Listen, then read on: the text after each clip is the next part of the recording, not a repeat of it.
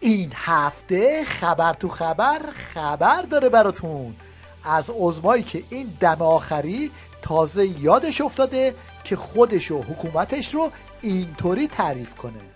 این حکومت اسلامی نقطه اصلیش مسئله ولایت هست، یعنی یه حکومت اسلامی و مردمی. این حکومت اسلامی و مردمی اگر چونش بخوایم به تعبیر امروز این رو بیان کنیم میشه جمهوری اسلامی، جمهوری مردمی اسلامی هم اسلامی. عظما در حالی داره از این حرفا میزنه که هیچ کس توی نظام براش تره هم خورد نمیکنه. اخیراً میگن آقا به حرفهای رهبری هم گوش نکنید، حرفهای رهبری تکراری، زیر خود آقا فرمودن و آقا فرمودن سالهاست که دشمن با صدای بلند اعلام میکند که میخواهیم جمهوری اسلامی رو به زانو در بیاوریم. حالا دیگه کارشناسای حکومتی هم اینطوری درباره عظما حرف میزنن. وقتی با 1000 تا بحران روبرو هستیم، جوابی که داده میشه اینه که این رؤسای جمهور به در سوخته که یکیشون جاسوس بوده، یکیشون انحرافی بوده، دقیقاً میاد میگه که اینا حرف رهبری رو گوش ندادن که داده بودن اینجوری نمیشد. این کشور به این وضعیت رسیده، به این بحران رسیده، به ابر بحران هایی که داره مردم رو له میکنه رسیدیم و باید یکی بیاد بگه من مسئولیت این اتفاقات با من رهبر این کشور. مردم، من عذرخواهی میکنم که نتیجه 35 سال زمامداری من با اختیارات تام و مطلق وضعیت فعلیه. اما به جای این کماکان به عنوان طلبکار از مردم. حالا بریم یه سری بزنیم به نظامی که خامنه‌ای ولی فقیهشه. این از وضعیت اقتصادیش.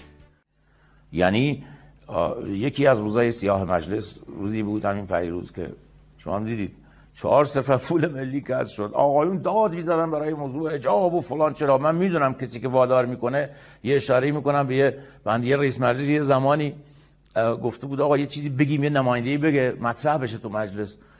بعد گفته بود به کی بگیم؟ گفت آقا یه کسی پیدا میشه. این همه داد هواری که موضوع حجاب اینا کردن، یه عده خواستن بشه خبر اول مجلس که خیلی راحت زیرکی 4-0 حذف شه. یعنی از جیب ملت رفت قانونیش کردن. این هم از فساد سیستماتیکش. میریم سراغ قضیه آقای بابک زنجانی. ایشون اموال تامین اجتماعی رو که مال ماست، مال ما و کارگرای ماست، خریدن، یه چک هم گرفتن از تامین اجتماعی مطابق ارزش اون اموال. بعد با اون چک رفتن از دولت و از مسئولین کشور نفت خریدن. از دهه 70 گفتن فساد 123 میلیاردی، الان شده فساد 12,000 میلیاردی. و این هم تلویزیونش. روی کرده سیاسی نه، روی کرده گروهکی دارن، حیفی دارن. آفرین. و توسط دولت در سایه دیگه همه میدونن که الان صدا و سیما دست باند آقای جلیلیه دیگه. اینو دیگه مثل روز روشنه. حالا دیگه عظما از دوستای قدیمیش هم ناامید شده. همین چینی که شما الان میگید ما میخوایم به کمک اون تحریم ها رو دور بزنیم، همین چین بزرگترین سرمایه گذار در بندر حیفا و تلاویبه، بندر تلاویبه. کل سرمایه گذاری چین تو این همه این سالها که ما نگاه به شرق پیمان استراتژیک 25 ساله باشه با چین هی شعارشو دادیم، حرفشو زدیم، فکر کردیم واقعا اتفاقی هم میفته. کل سرمایه گذاری چین توی کشور 90 میلیون نفری ایران، 1,648,000 کیلومتر مربعی ایران به زور به 3 میلیارد دلار میرسه، در حالی که در اون اقتصاد قریب 20 میلیارد دلار سرمایه گذاری مستقیم داره چین. الان کارشناسای حکومتی هم مدام چنین نسخه‌ای برای نظام میپیچن. اگر ما میخواهیم که ثروت تولید کنیم، اولین کاری که باید بکنیم باید با آمریکا رابطه خوب داشته باشیم. هیچ کشوری در دنیا نمیتونه ثروتمند بشه مگر اینکه با آمریکا رابطه نرمال داشته باشه، دیپلماتیک. و اونا اینو فهمیدن. ببینید وضع چقدر خراب شده که این آخوندک ها هم از بی پولی می نالن و میگن باید پول ما رو زیاد کنید. ببین امام میفرماد ولی فقیه مثل پیغمبره، پیغمبر گدا نیست ولی فقیه نباید پیغمبر این باشه. به من گفتم تو ورثه الانبیایی، نبی گدا نداشتی، منم نباید گدا باشم. نبی دستش باز بوده میداده، چرا من چی از پیغمبر رو ارث بردم؟ فقط علم. من میخوام بگم که این تمکن مالی از طلبه گرفته شده با تئوری هایی که داریم در میاریم. خبر تو خبر. مشنگستان این هفته رو با یادآوری این خالیبندی زرشکیان در زمان تبلیغات نمایش انتخابات شروع میکنیم. خوب نی قبل از اینکه وارد بحث بشم یه خبری رو از ما در رسانه ها پخش کردن که ما بنزین رو گرون میکنیم. ما اینجا بارها گفتیم که این کار رو نمیکنیم، ولی خب متاسفانه این رسانه ها کارایی میکنن که همین خبرها رو به این شکل در میارن. حالا ببینید حرف امروزش چیه. این که بنزین رو باید گرون کرد که اصلا شکی درش نیست.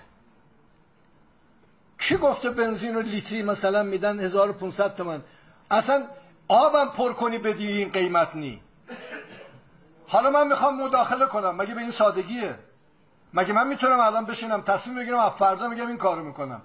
باید هزاران متغیر رو ببینم و براش برنامه بنویسم و بعد چاره اندیشی بکنم تا بتونم یه مداخله ساده رو انجام بدم. بعد تازه همچنان مشغول فیلم بازی کردنه و از این ژستا میگیره. قبول نکردید که ما رئیس جمهور بشیم. برای رئیس من اصلا دنبال رئیس جمهور شدنم نبودم. ما دنبال این بودیم که تو مملکت همون وحدت و انسجام شکل بگیره، مردم بیان تو صحنه. البته مشکل رئیس جمهور خامنه ای اینه که فیلم بازی کردن هم بلد نیست. باید بیاد از این یاد بگیره.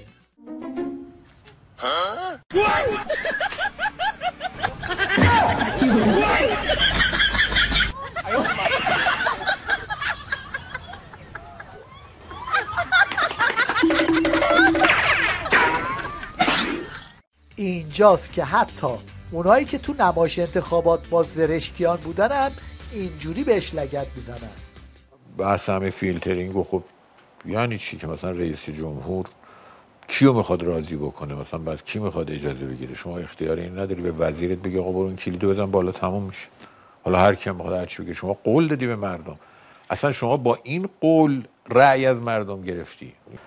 اما ایشون وقتی میاد اینجا میشینه میگه که من منویات مقام رهبری رو فقط میخوام اجرا بکنم، آخه این شونه از زیر بار خالی کردنه. حتی در سیاست خارجی ما که نقشمون چیه؟ ما باید چی کار بکنیم؟ این دستگاه وزارت خارجه رو پس کلش تعطیل کنیم دیگه. بگیم آقا صبح به صبح یا هر چند وقت دفعه پاشیم بریم اونجا بگیم آقا هر چی شما بفرمایید. آخه اینجوری که نیست، ما میدونیم. این هم یه نمونه از سیاست خارجیشون. حکایت همون گربه است که دستش به گوش نمیرسید میگفت بو میده. اون دلیلی که ایران درش شرکت نکرد اولا این بود که این جلسه سطح پایین جای ایران انقلابی نیست. نکته دوم این است که بعد از 2 سال جنگ ستمکارانه با ملت فلسطین که حدود 70,000 شهید اونجا دادن، بیش از 100,000 مجروح، حالا همینا لباس صلح‌طلبی بدن خودشون کردن اومدن اونجا میگن ما اونجا رو اداره بکنیم. این یعنی شوخی نیست؟ این هم کامنت بچه ها در اینترنت به بلایی که آخوندها سر مردم آوردن. یه روزی یه جایی یکی به اسم یزید آب رو امتی بست 1400 سال فوش بهش میدن. الان که آب ما 24 ساعت قطعی تکلیف چه داشت؟